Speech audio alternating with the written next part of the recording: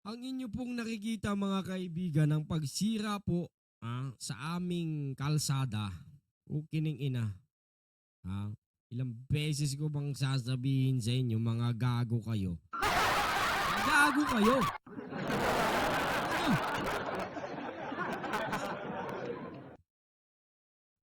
Ang ayos-ayos ng kalsada, walang nilubak na makita.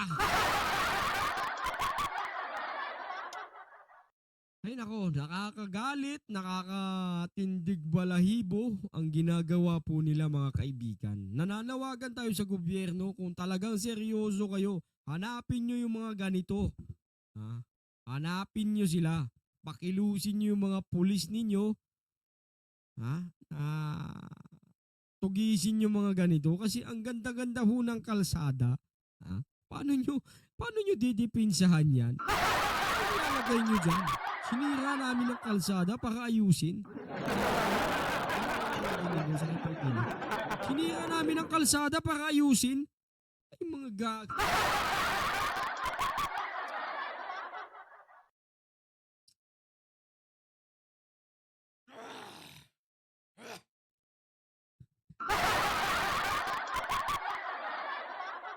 Maawa kayo sa mga Pilipino na nagbabayad ng buwis. Maawa kayo sa amin, ha? Tingnan nyo, ha?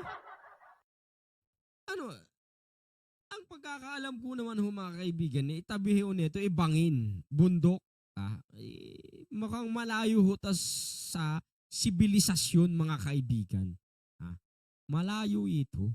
Siguro kahit tinubtob na lang yan para mapagkakitaan kasi wala nang budget. Ano ba naman ang flood control 2026? Ang ginawa nila, parang to market through daw sisirain ngayon. Nagpa-budget sila, mga gago kayo. Mga 10 minuto kayong gago. Ano nyo? Nakakabaliw, nakakabanas, nakakabuisit. Lahat na ng klase ng kamurian, dapat ipukol sa inyo, mga gago kayo. Ano masasabi ho ninyo dito mga kaibigan? Sige nga. Ha? No. Ang ganda ng kalsada parang 2 months, 3 months ago lang nagawa. Tapos sisirain. Ito siste Doon pa yata sa malayo sa mga kabahayan, mga sibilisasyon. Malayo sa mga nakakakita sa kanila. May dumaan, may camera. Kalat ka ngayon. Anong gagawin? Magtatayo ka na internet dyan. Maghuhukay ka. Para sa tubo ng tubig. Ganun yun. Ay, nako. Ewan ko.